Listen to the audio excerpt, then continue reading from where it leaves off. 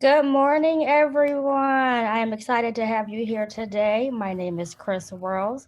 I will be your back end moderator today. Today we have Andrea Ferstan with us and Tony Tolliver, both here with the Center for Economic Inclusion, and they will be your speakers for this morning. Just as a reminder, here our topic for today that we're going to be going over getting the results that count.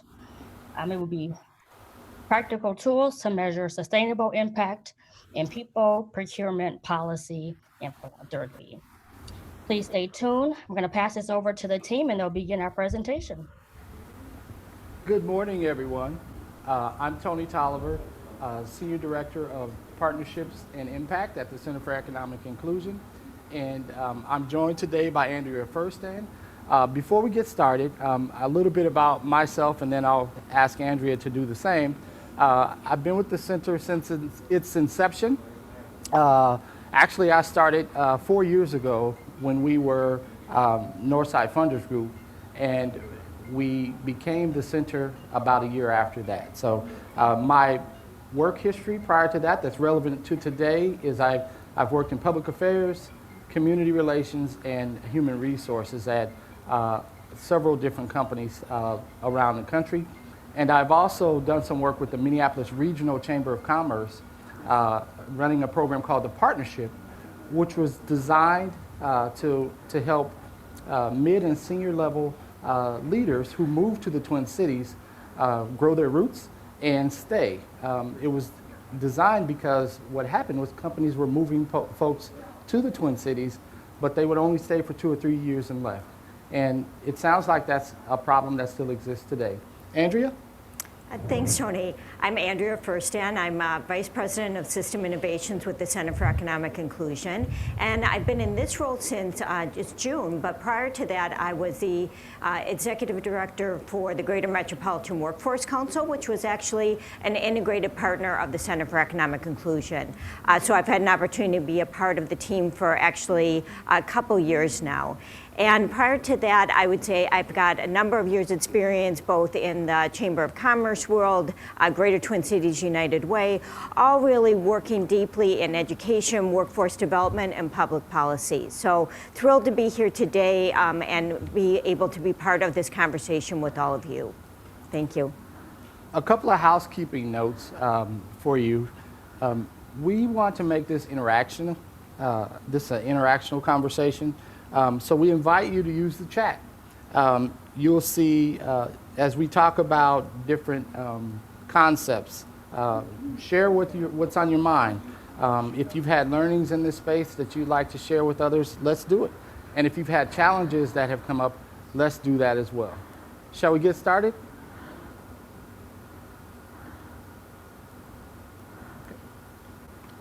We're waiting for our deck. There we go. All right. All right. So on the screen is our mission.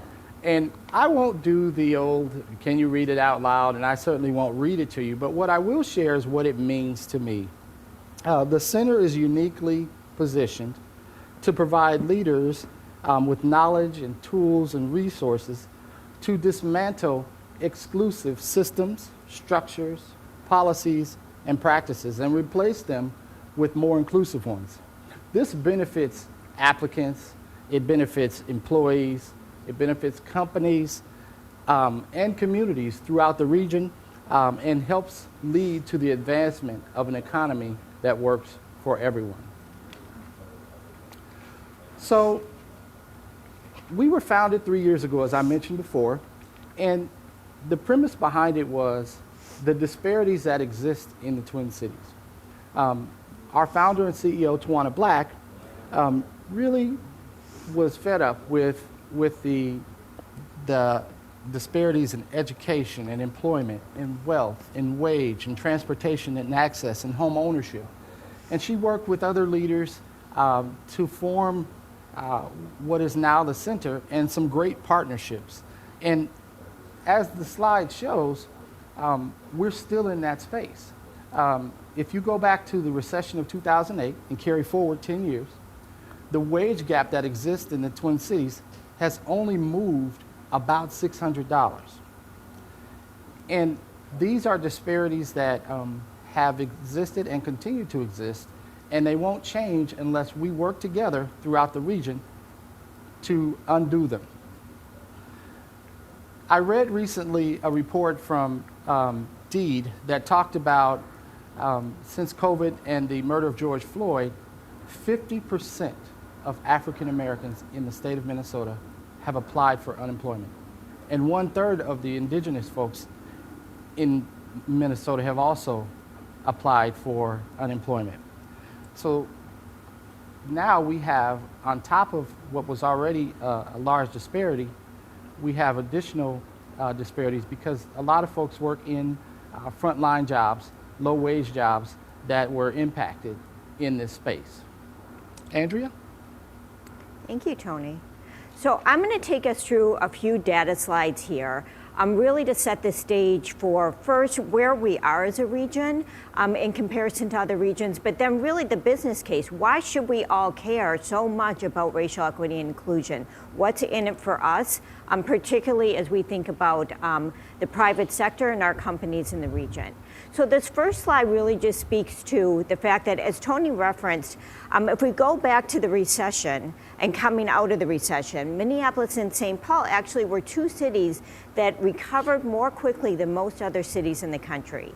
And yet when we then look underneath that, we saw that we were really continuing to leave our Black, Indigenous, people of color, BIPOC, I'll be using that term, out of that recovery. And so this slide really speaks to the fact of how is the MSP region lagging in terms of peer metro areas in most dimensions of inclusive economic growth.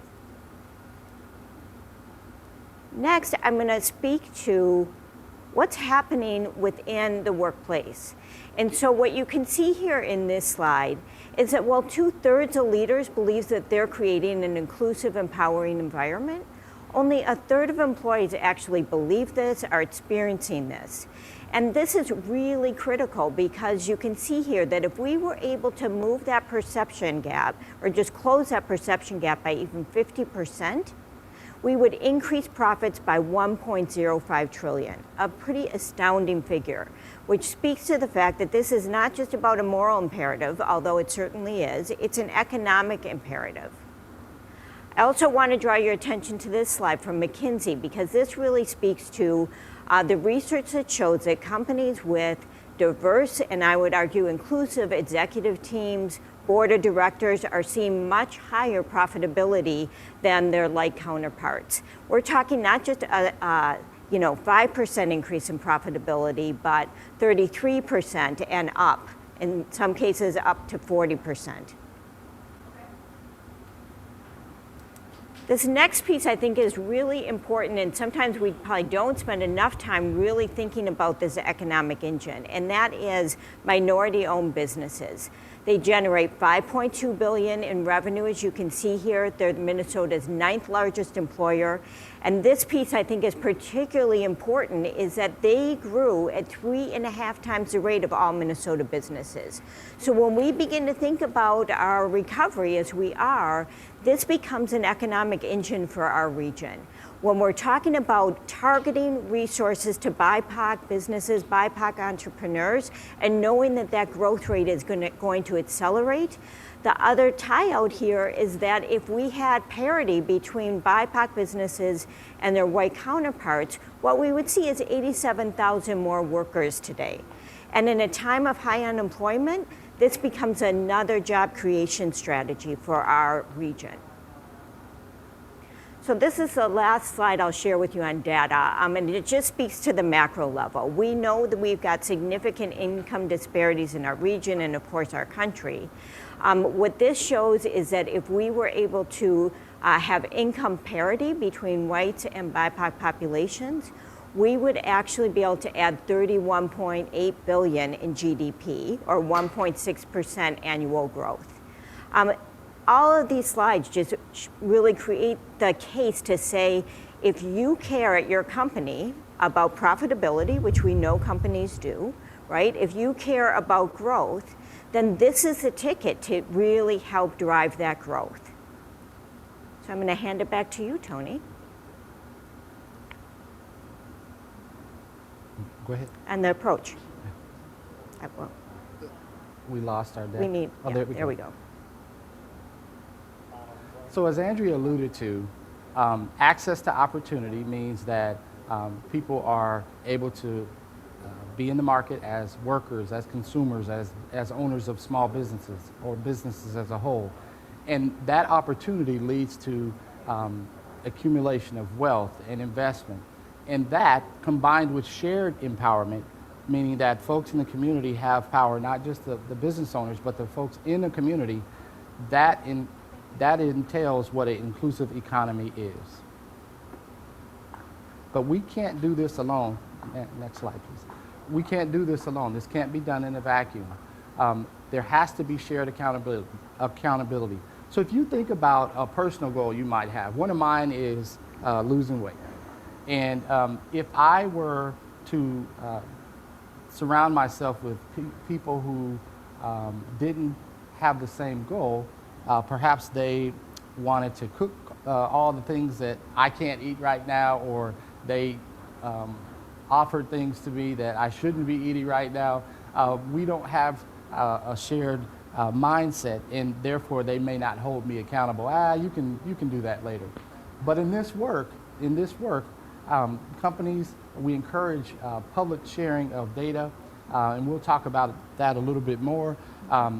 The accountability has to work together. Now, we know that some companies will feel like they're a bit ashamed if they haven't gotten that far in their journey. But as a region, we know that there's lots of room for improvement. I need to be able to see the slide, sorry. There we go. Okay, so our partners in this work include the private sector, the public sector, philanthropy, and nonprofits.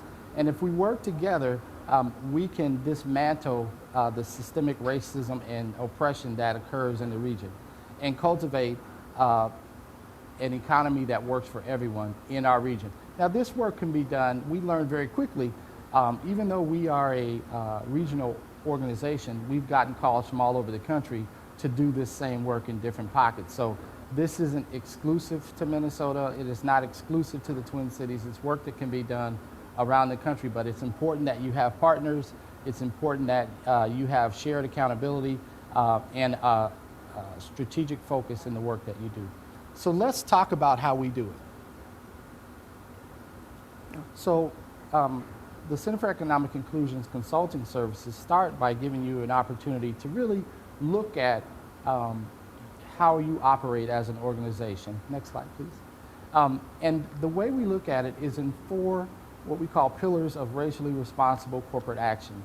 Those pillars are people, procurement, policy, philanthropy, and products.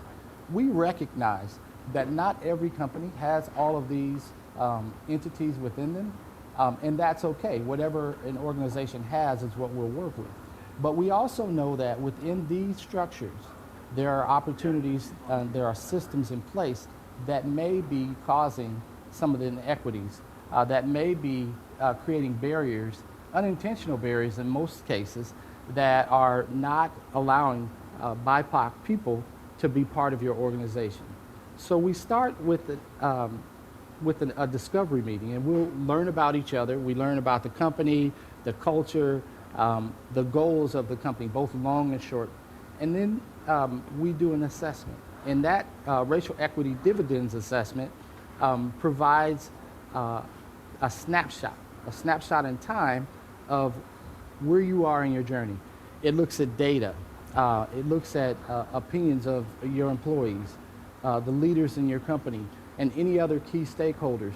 It examines processes and strategies and procedures in every one of those categories. And with that, we put together a toolkit for action that will allow you to have goals that are measurable, that are sustainable, and strategy along the way. Next slide, please. So let's talk about how we do it. So when we think about HR, the people work, there are many ways to, there are gatekeepers at every avenue of HR. So let's talk about recruitment for a second. You have your folks who are out in the community or doing job fairs and that sort of thing. Those are gatekeepers. You have the folks who screen the resumes. Those are gatekeepers.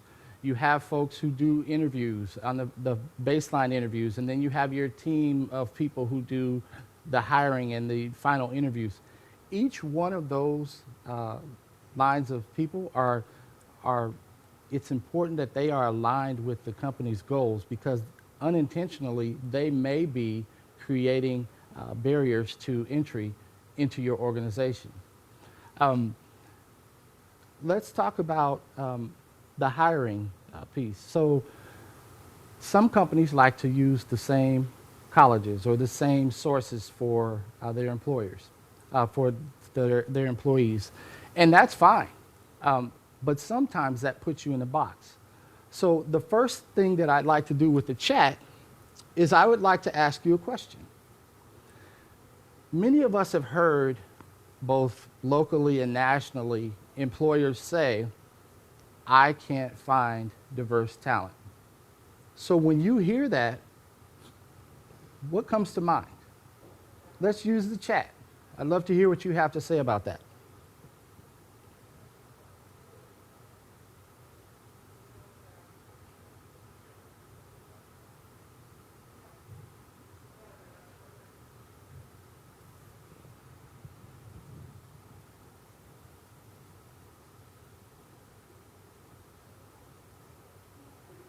While we're waiting, I'll share a story. One of the things that I've experienced in working with different companies is when I've heard that message, my first question is about relationships. So I know of a company that is headquartered just outside an area where there's lots of BIPOC residents. And one of the leaders in that company proclaimed that they were going to hire more diversely, and they wanted to use a program that I run through the center called North at Work to find talent. So we created a unique URL so they knew that the folks were coming from North at Work, and everything was set. A month or two later, at the next meeting, that leader expressed some frustration because no one had applied. And that's one of many examples of things that happen that way. And he didn't know why there weren't any applicants from the program. And there's two things that I would point at. One is, and I don't know the answer to this, so I'm not shaming the company. I don't know if they had a relationship with the community that they were hoping to get people from. And that relationship means that you're invested in the community. And that investment can show up in different ways. It can show up through philanthropy. It can show up through volunteer. It can show up through pure investments in things that are operating in that community. The other thing is the reputation. Because I was new to that organization, meeting them, I wasn't aware if they had some reputational issues in the community. But those are things that also can be mitigated by relationships. Those relationships can be fostered by working with leaders in communities, aligning yourself with groups and things like that. But they also have to take time. There's no magic in this work. This is about the long haul. This is about working hard to solve problems and work together to change the landscape of your organization. Do we have anyone in the chat that had a comment that they wanted to share? We actually have several in the chat today. Okay. The questions they're asking is, where are they looking? Say that again. Where are they looking? The company? Correct. The company was looking in particularly in North Minneapolis. What networks are you in, and what networks are you missing, and why is that? Absolutely, I agree wholeheartedly. And those networks don't have to be people in your existing community.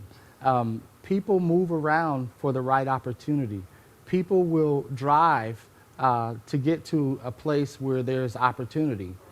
And so I agree wholeheartedly with those comments. Any other comments? We have two more. How are your BRGs or ERGs partnering to help source talent? What organizations are sponsoring? and how might those relationships help diversify your talent pipeline? Those are great comments. This particular company, I'm not aware that they had ERGs or BRGs, but what I would say is there are, for lots of different organizations, there are training programs that they could support. There are apprenticeships that they could start. These are low-cost entry points that companies can do, can make in order to get diverse candidates. Another thing that I'd like to lift up is, and I'd love to get some comments in the chat, is about do you think employers know where their employees live? And I don't mean their address, but I mean in an aggregate, do they know where their employees come from? Do they know how far they travel to get to work? I'd love some feedback on that. Is it important?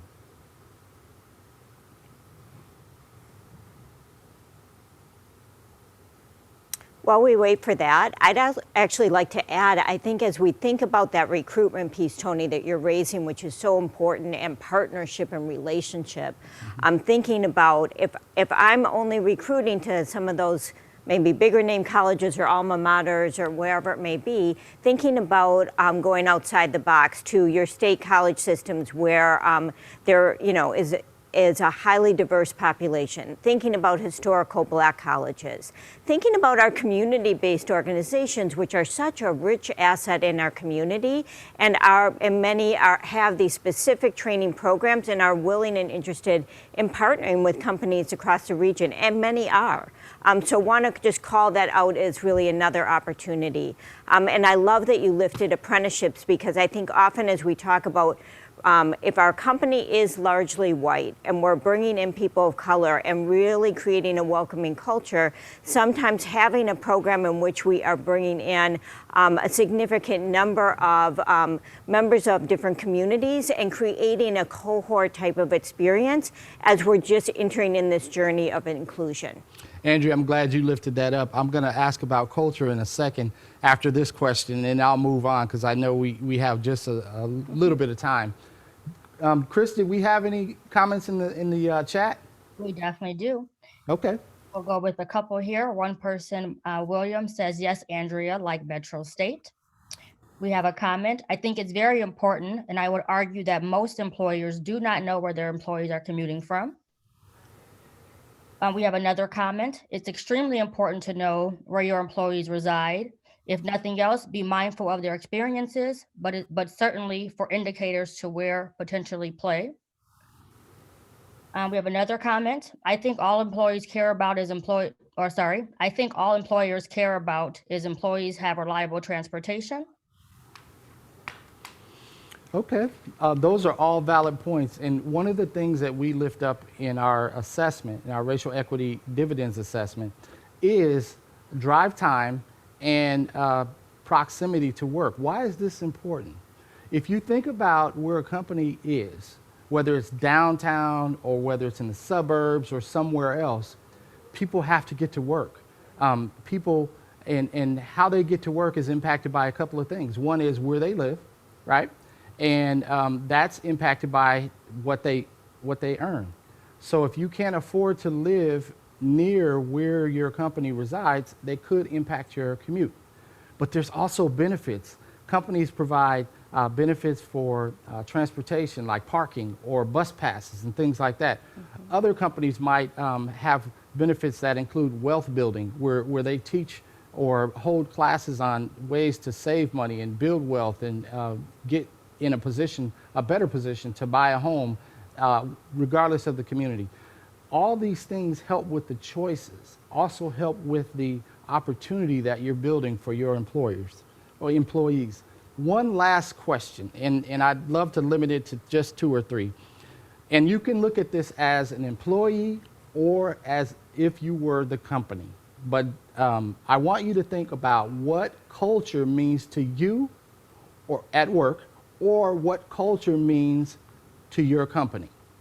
And I'd love, just jot down the first thing that comes to mind. And Kris, if you could just, the first couple of people that come up with something, I'd love to hear what they have to say.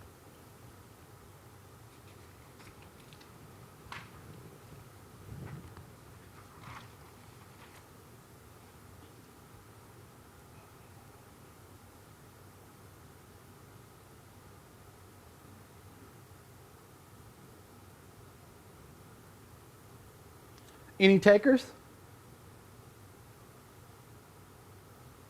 We have a few coming in now. I have one, I want to be myself and don't want to act white. Another here is culture is everything. It's the glue that holds all of our people together. Creating a sense of belonging is paramount. And then we have a last one here. Are we asking about organizational culture or individual employees' personal identities and cultural backgrounds? Not the cultural backgrounds. This was about work. And so what I would say is, regardless of a mission statement that's on paper, that's on walls within the four walls of an organization, how people feel when they come to an organization should match what an organization aspires to be. The culture is the norms that occur within an organization. And if you are the only, I have been an only on a team and within an organization before. If you're an only, the culture impacts your experience every day you come to work. The culture of time, the culture of meetings, the culture of the everyday work experience matters. And it has to be inclusive in order to keep people excited, keep people there, and retain quality candidates. I'll shift over to the next slide really quickly because I spent a lot of time on that one. I'll talk about procurement. What I'll say to that is, in our work in procurement, we look at a few things. Do you have a program, a supplier diversity program in place? We encourage people to use BIPOC businesses, local BIPOC businesses, to help drive the local economy. We encourage relationships, not transactions. We encourage folks to use their relationships to grow those small businesses that they're working with. And Andrea, I'll turn it back to you. Great, thank you, Tony. I'm going to take us now, if we can keep the slides up, that would be really helpful, thank you. I'm going to take us to policy as another key pillar here. And so as we think about policy, we're going to share a few best practices, but would also encourage folks to lift what they think is important, what companies should be thinking about. Maybe it's even, if you're in a government organization, feel free to just chime in with what you think this should look like. And so the first example I'm going to give is really advocating for local policies that improve outcomes for employees, for customers, and for BIPOC communities. So what this can look like is things like access to affordable housing, access to quality, affordable childcare, a robust public transportation system. Tony references commute to work. And I think it's important to recognize what's that intentionally look like when we're thinking about equity and inclusion. So where do those routes exist? Do I have to get off a bus, wait for another bus? All of that can be pretty exhausting and tricky when getting to work on time. If I have to go across town for that quality childcare, I need childcare in my community near where I work or live. And so making sure that all those things are done with intention. Next, I want to lift up partnering with BIPOC leaders and BIPOC organizations and coalitions in advancing policy efforts that are aimed at dismantling institutional racism. And so there's a number of ways that this can look, but I want to note, this is one of those things that we have to recognize our systems, our institutions have been designed to extract wealth, to keep people from wealth-building opportunities. So until we start looking at policies that begin to really dismantle as well as build opportunity, we will fall short. And so this really becomes strategies like, is it police reform? It could be criminal justice reform. It could be things like universal basic income, or it could be about education reform and ensuring that we're thinking about the curriculum, BIPOC instructors. Post-secondary attainment is something that we struggle with significant disparities. So what are changes within higher education that will support that skill building and reskilling that we need in today's economy for all folks? next two I want to touch on in this space is one, it's just as important to look what we're helping to advance as looking at what we stopped doing. And so in the lobbying space, we know on one hand we may be supporting affordable housing, but then with the other hand, we may be supporting things like lending practices that are predatory financial products or things of that nature. We may be lobbying for lower corporate tax rates. These are things that then undermine the work that we're doing in terms of racial equity and inclusion. So this becomes about, if we're saying racial equity and inclusive growth are going to be that drivers both for our own corporate interests, for our regional interests, for wherever the seat we're sitting in, then we have to think about carrying that thread through into all that we do and all that we advocate for. Andrea, can I add something there? Please. Too? One of the things that I've seen companies do is we all have seen folks stand up and declare that they want to solve for some of the racism that we've been experiencing, particularly in this region.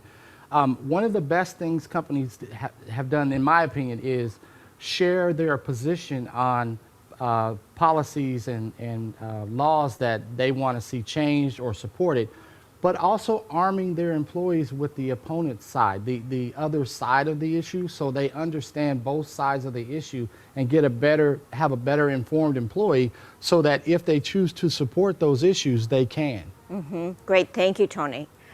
The last one I want to touch on here that I think is particularly tricky in the climate that we're in, it's really about aligning that PAC investment with candidates, with leaders who really reflect those anti-racist values. And we know that you may have some candidates who you really align with on these values over here, and then another candidate who's really around, maybe affordable housing.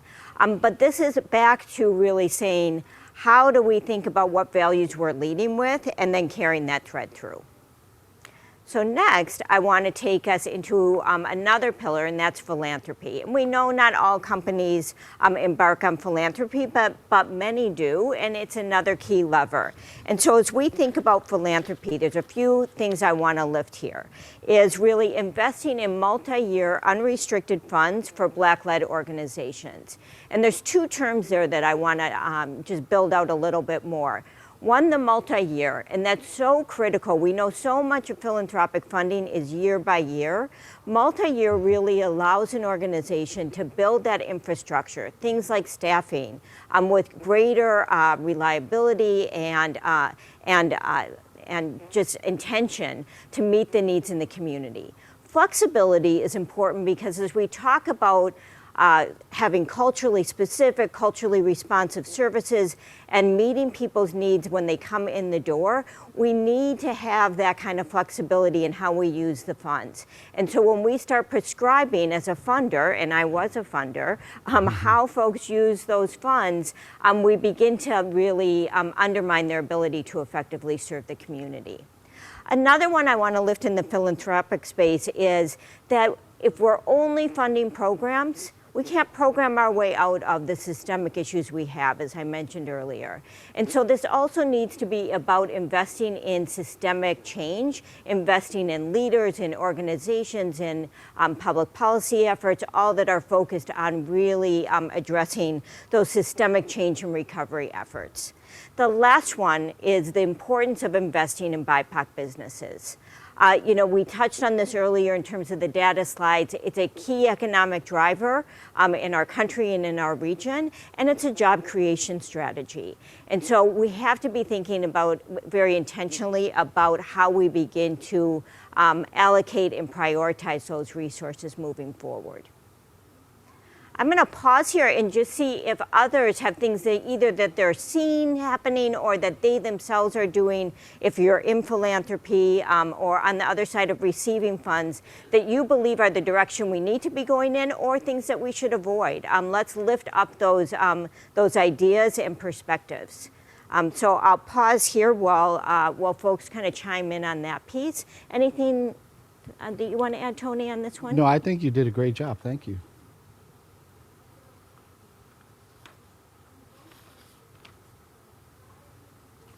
So while we wait for that, I'm going to jump ahead, but I will, Kris, as soon as you're ready with any comments, please jump in. If we can get the slides again.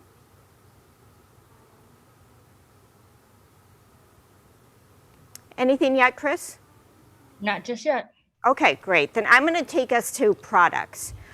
Products is one that I have found really interesting and a newer space that I've begun thinking about and seeing more movement in the past, I would say, couple years. So one of the examples I want to lift is if you're a company that is business to customer. I think what we're beginning to see is, we've got a large retail company, Target, in our region, and I think that's a good example of this, where we're seeing them really bring in vendors, BIPOC vendors, and meet the needs of different customers. So when I go to the beauty department at Target, I can see that there are specific hair products and other products aimed at the Black community. That's about really reinventing your brand, serving the needs of your different customers in your community, and our community is changing. And it's also allowing us to support those businesses and that growth, that investment that is that economic engine in our community. So that's one example. The other that I want to lift is really discontinuing products or investments and services that really contribute or explicitly harm BIPOC communities. So that can be those financial products that maybe have high interest rates or payday loans. That can, be a number of different things, but I'll use that example. The counter to that is really how we think about that research and development piece. So as we're thinking about BIPOC communities, then it becomes about what financial products or what maybe it's food diversity, what is really going to meet the needs of different communities, and how do we begin to design with that intentionality. So I know that in financial services, more was done to really create financial products that weren't interest bearing for Somali and other Muslim communities that really had values and religious beliefs that didn't allow for earning interest. And so it's that type of intention that I think is a good example there. The other one that I want to touch on is that equitable distribution and quality of resources in BIPOC communities. So we're in a time now where there's such a high need for grocery delivery services, and it's become so much more the norm. Well, if those grocery delivery services were only serving certain zip codes, we've got a challenge. That becomes a perfect example of how are we thinking about that equitable distribution of that service and ensuring that we're reaching communities that need those services and can benefit from that. I think Kris had some folks that chimed in. Kris? I do. I have two. The first one here. It is so true that we cannot program our way out of systemic racism. Our foundation's considering a more holistic approach to dismantling systemic racism. Does Andrea have examples of foundations funding differently? Yeah, so I'll share a couple examples. I think you see more organizations kind of like investing, more philanthropic organizations investing directly in BIPOC advocacy efforts. I think you see organizations that are investing in the work of the center of working around some of these systemic changes.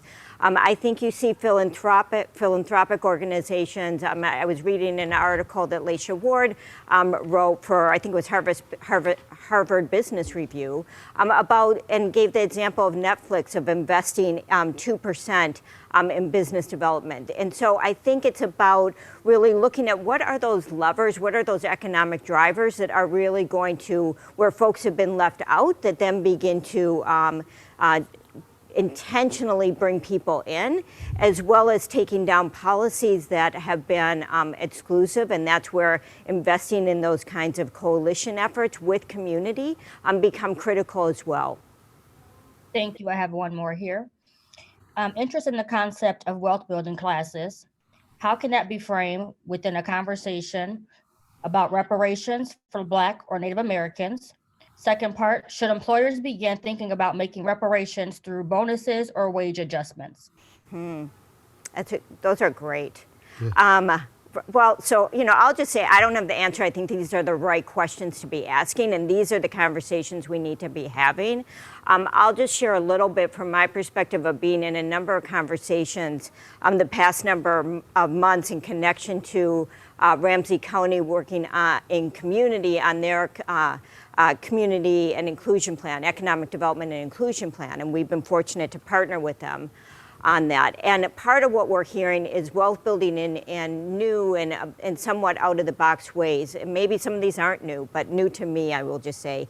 And that's really shared ownership models, both shared ownership models of business, but also shared ownership models of land. So as we have more businesses going under, more of our commercial land that is, sitting empty, how do we begin to look at giving that land and allowing the community to really own that land and BIPOC business owners to own that land as part of the recovery effort. And that is not only about sort of wealth building there, but it's also preventing the gentrification that is sure to come if we do not really approach this moment in time with that intentionality. So I'll share that example, but I would love for folks, we've got many knowledgeable folks who are attending, and for you to be able to share via chat your own ideas and responses to these great questions. How are we doing on time? Looks like we've got a half an hour. Okay, good. Yeah. We are 3 minutes until 11:20. 11:20, we'll begin our Q&A session with you all. Okay, so let's go to the last slide, if you will, the very last slide. Oh, do you want to talk about the dividends? Yes, I would. Okay, we've you got go right time. So I want to shift us a little bit to talk about how we do this work at the center with companies. And so we do this in, Tony touched on this a little bit, but I'm going to speak specifically about kind of how we begin the work, and that is with our Racial Equity Dividends Assessment. This is really a one-of-a-kind assessment that we have built out with this intention around racial inclusion. And what you can see here is it has over 150 indicators that when maximize impact business productivity, shareholder return, and ultimately regional economic growth. And so what it looks at is that life experience of employees. It looks at those policies and practices, HR, procurement. It tells us where our strengths are, but it also tells us where our challenges and opportunities are. And it allows companies to disaggregate by race, ethnicity, as well as a number of other areas as well, to really provide the level of analysis to inform action, goal setting, and systemic changes. And so I'm going to share with you just a few visuals so you get a sense of the kind of dashboard that we're able to produce for companies. This is dummy data, so don't get lured into actually looking at what the data tells you as much as the kind of story. So we look at, all right, how many of your employees and which employees maybe have multiple jobs, are having trouble making ends meet. Their ability in terms of emergency savings. That is about being able to show up without some of the stressors when you have the ability to save and when you have those savings put away. You're able to show up to work differently. And so how can we help in our benefit structure to ensure that exists for all employees? Savings is another one. Transportation time, we talked a little bit about that. What does it mean if I've got, maybe it's particular employees in particular zip codes, or maybe it's my Latinx employees, my Hispanic employees that are commuting more. What does that mean in terms of how I think about solutions as a company? Similarly, we dig into our policies and practices in terms of attraction, retention, hiring. All of these have a set of questions underneath. This is just the lifted up data. And then benefits, of course. And then the last one I wanted to just give you a visual on, and this is by no means a comprehensive look at the assessment, is procurement, and then the Net Promoter Score there at the bottom, which is really based on asking the employee, would you recommend to your friend, to your colleague, your family member, to work at this company? And that gives the company just an overall sense and means of like looking at progress year to year. How are they doing on that Net Promoter? I'm going to hand it back to you, Tony. Kris, we have just a couple of minutes. So what I will say, call to action is this. We are not in this alone as a Center for Economic Inclusion. We value diversity and equity and inclusion work that's already being done. There are lots of approaches to this work. But what we do know is here in the Twin Cities, the disparities are plenty. And systems created the disparities, but people decide whether or not those disparities are going to stay in place. It's our choice. It's our choice to change. And we have to move from awareness, which is where we're at right now, to action. And that action includes measuring and accountability. Move to accountability, where we hold each other accountable to make the changes that we're promising that we will make. Let's open it up for questions. Yeah, great. If you have a question, a thought that you'd like to share or anything, let us know. What I can tell you is normally when I do things like this, I have my computer, I have pages around me and with data and information so that I can answer questions in a heartbeat. If you ask something that we can't answer, we promise that we'll get back to you. What we'll do is we'll post things. You can connect with us on LinkedIn as well, or reach out to us. Our email addresses are on our website, the Center for Economic Inclusion.org. Kris? Thank you all so much. I have two questions that are here so far. First question is for both of you. How are you working to create change inside institutions and in the community?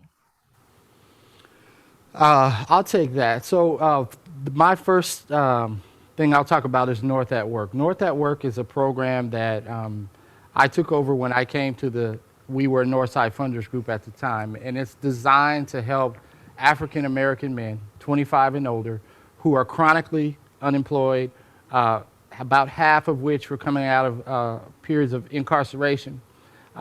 We skill them up. We make sure that they have the barriers that they have in their life are taken care of, whether it's homelessness, mental health, addictions, whatever, if they have any barriers at all. And some of the guys, about half of them, don't have the significant barriers other than they've been underpaid before.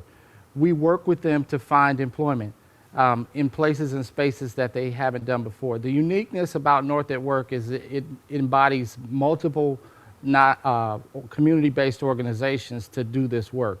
It is not work that I do alone. I have many, many partners. I think at one point we counted, and over the 5 years that it's been in existence, there's been about 100 people who've worked to help guys get to work. Number two is we learned along the way, no matter how good people are trained, if the employers do not have the right culture, the right conditions, the right people screening, they're not going to get a job. So the great pivot that we've done is becoming the center is we're able to go inside the corridors of these companies and do assessments and learn about what things that they're doing and they could do better so that they can hire folks and keep people employed for longer periods of time. You know, one thing, I'll say one last thing. Some people have said that there are more black folks employed before COVID than there had been in the previous 10 years. And my argument to that is the wage gap. So yes, more people were employed, but they were making less money. And that wage gap didn't change. So employment without a livable wage, without a family sustaining wage, doesn't move the problem forward. It keeps the problem where it's at. Yeah, I would add to that a little bit. I think that's really phenomenal, Tony. And what I would like to add is that I think there's a few different things that we do at the center. Some of it is these kinds of convenings. We are out speaking on a regular basis, sharing what the data is saying and having conversations with folks, helping facilitate conversations around what the actions can look like, what the targets should look like, and how to really look at the systemic changes in community, in companies, within government. And by raising the profile of this. The other piece is, as Tony notes, more and more we are partnering with companies, with private sector partners who are really committed to doing this change. So just recently we convened 2 business roundtables. We had, I forgot what the final number is, I want to say around 34 different companies show up and really begin to look at what's their commitment, and then how do we begin to partner with them in providing this assessment, this baselining work, this action planning, this change management consulting. That's really a key part of how we think about change in the private sector. We know that there are leaders committed. It's often we don't know what to do, we don't know who to partner with, and that's what we're here to help with.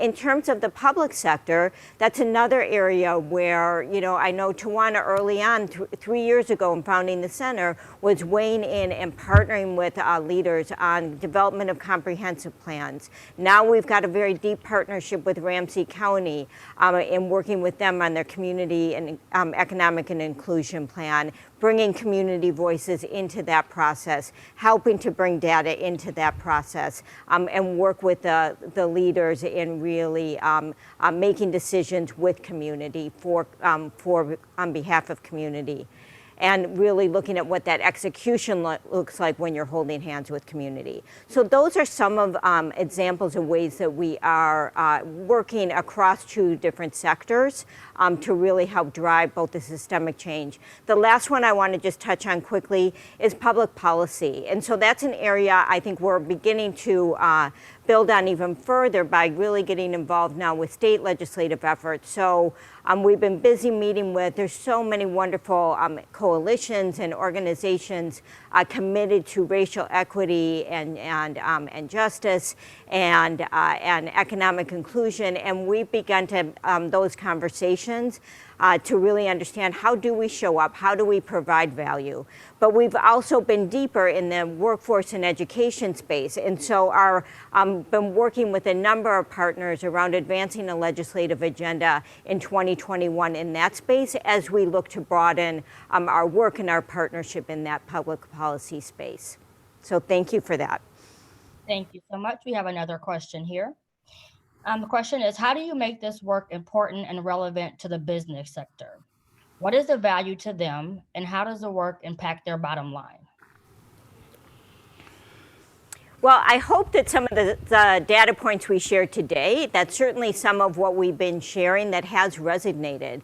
We know that the business community cares about, productivity, cares about profitability. And so that's the data that we show, is that racial inclusion is a driver of just that. And so by bringing forward that research, bringing forward that data, and then bringing in the tools that really help a company dig into their own data to inform their own sort of priorities, goals, and then really facilitate that shared accountability is how we do that work. But I think it's the right question, but we need to recognize that we've got the data, we've got the business case. It's really, I think, looking at the fact that how does that then tie out to action? And I would add that these disparities, particularly locally, and I've said this earlier, these aren't new. The light that is being shined on them now because of COVID and the murder of George Floyd is new. But we've been dealing with these same disparities for years and years and years, and now it's time to move from awareness to action and shared accountability.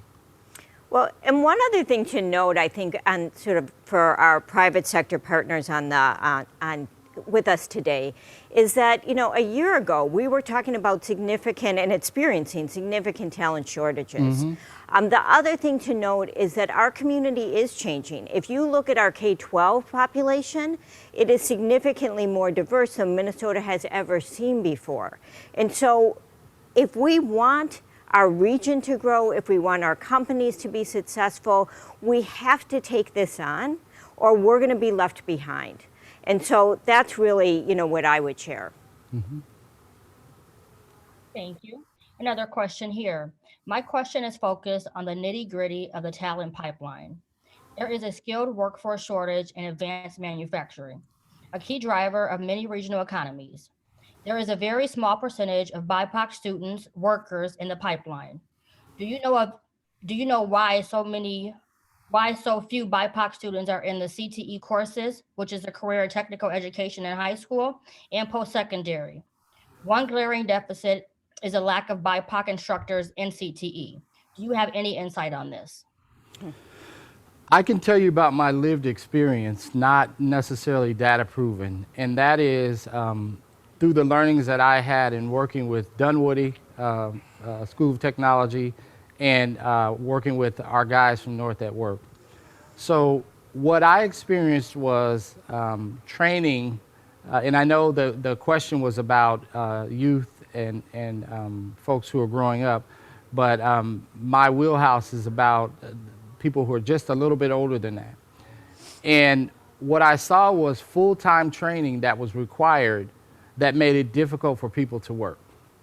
And so if you're not in high school and not at college age, it makes it difficult for you to do both. And Dunwoody has an excellent training program, and those folks who participated in it got really good jobs that are keepers too. But our guys were having to work at nights and overnight shifts and things like that. And so it wasn't an exact fit.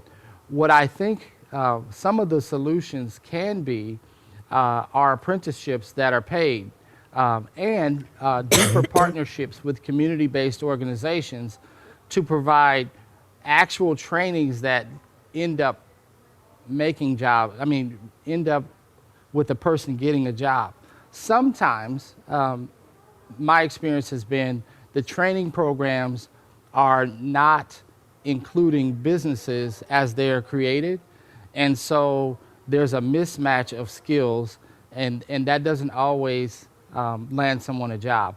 Many of the folks that we've met through North at Work had multiple training success stories and certificates and credentials. And so that's where my lived experience has been in that space. But I think if there's a partnership between the school districts, the community-based organizations, and the businesses to be more intentional and to create opportunities that have dollars early. You know, a lot of students would love to have summer jobs that paid, that were meaningful. And I am on the board for Achieve Minneapolis, and they're always looking for internship opportunities for students. So there are some things that can be tried. I don't know if that's the only solution, but it's certainly something that can be tried.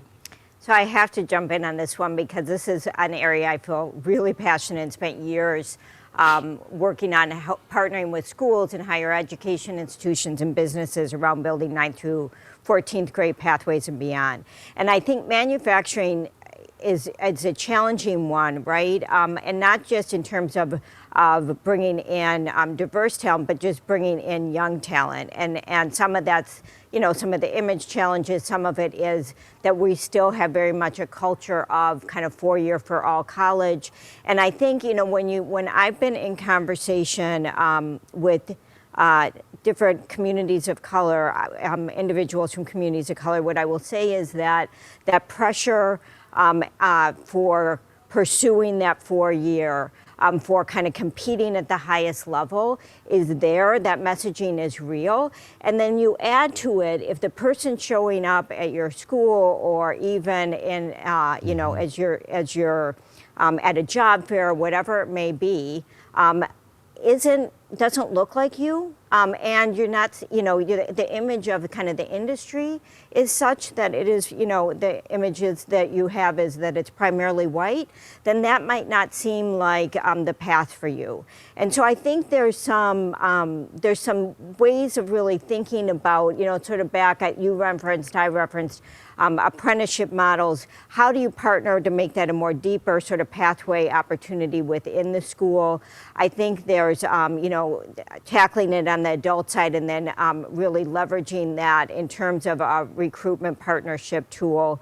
And then the other thing I would say there is, you know, maybe bringing in youth as in an advisory capacity. And really thinking about, could be youth and adults from communities of color in that advisory capacity, paying them for their time, and then building that kind of deep long-term partnership that both informs culture, informs recruitment, informs hiring practices, et cetera. When we partner and we hold hands with community, that ultimately allows us to expand our networks that are going to bring about some of the results that we're looking for. So those are just a few pieces that have been on my mind. The last one I will just note, and I don't know if this is right or wrong, or maybe somewhere in between, is that in high school, I think it is tough to sometimes be thinking about just that immediate next step when maybe the culture is pushing you to think kind of long term. And there can also be tension in the reverse. And so when manufacturing is sometimes billed as part of a larger engineering STEM pathway, and that it's a stepping stone, and it may not be that stepping stone, it may be the end game once you're in the position and you're happy and you're thriving. But I think if it's seen and built in as part of a larger sector, that can be another way to kind of help sell it. Thank you so much. We have two more questions here. Another question: how do small companies and organizations who have limited resources make impactful transformative changes within their smaller workforce? A couple of ideas, knee-jerk reaction to that are relationships. Start relationships with organizations that you care about, that you won't have transactional relationships with, that you have deep, I won't say personal, but business relationships with over a period of time. Again, there is no magic pill for this work. It takes time, but I would align myself with organizations. I would sponsor low-key things in community. And that's one of the things I would have added to the last question too, to show support in community so that your name is relevant. Mm-hmm. You can do things with digital marketing now through social media that you couldn't do before. You can show your support that way. That's a lot less expensive than other things. So I would get my name out there by aligning with different organizations that matter to my industry, both locally and nationally. Great. Thank you. Yeah, I have one for you, Tony. Tony, you mentioned in your introduction that you worked with the Minneapolis Chamber of Commerce, or you mentioned the work that has been done with Minneapolis Chambers of Commerce. Can you let us know what organizations that they can partner with to learn more information about that, and is that work still being done at this time? The work at the time was called the partnership, and it actually a very similar project is being done, I believe, out of St. Paul. If we could get the person's name, I'll get back to them on this because I'm having a blank right now. But the genesis of the work was mid to senior level executives of color were moving to the Twin Cities for companies. You name the company, right? I don't want to call anybody out. And what was happening is, and this happened to me. This is my second time moving here. And I was here for a couple of years. I moved here from Georgia. And then as soon as I got an opportunity to leave, I did. What brought me back was love and opportunity. But that's not the case with a lot of folks. But I will get the name of the organization that is running it, and I'm embarrassed that I can't think of it right now because I'm usually a whiz at that kind of stuff. But is it a networking? No, it may even be through Greater MSP or one of those organizations. Yeah, well, they've got the professional color and the Make It MSP work. Yeah, so we'll get back to you on that. I apologize, and I'll be better prepared tomorrow when we do this session again because I'll remember that one. Well, thank you all so much. We are at 11:40. We have about 5 minutes to wrap up. Is there any closing remarks we can get from you, Tony or Andrea, for our audience today? I would say you have to be relentless. Relentless in your pursuit for change. You have to create measurements to know how you're doing along the way. And you have to be patient. This is work that gets us all emotional. People want to make declarations and things like that, but we've got to get beyond that. It's time to get our hands dirty, make some change, and make it so it's built to last. This is not flavor of the month. This is what we need to do to grow this region, to improve this country, and to make it so that more people can have choices about where they live, where they work, and how they build wealth and grow business. I would just share, I think there's a few words that come to mind for me. I think it's about priority, it's about intention, it's about partnership, and it's about accountability. And so I think if you're really lifting all those things and embarking on this with that intention and with that partnership, and you're setting goals and you're having that accountability and that shared accountability with others, I think that's part of the path that leads the way to where we need to be. The last thing I'll say is thank you. Thank you for joining us today. Thank you. I really hope that those of you who are in this room with us, that you're able to attend multiple sessions, if not all of the sessions that we're offering. There are some fantastic speakers that are being featured, and it'll be well worth your time. So thanks again, and we hope to see you again soon. Thank you. Thank you all so much. And in closing, again, I would like to thank Andrea Ferstan and Tony Tolliver here with the Center for Economic Inclusion. Again, thank all of our guests. And I do ask that you join us back on our main stage for additional information to come. Thank you all. Have a great morning. Nice job.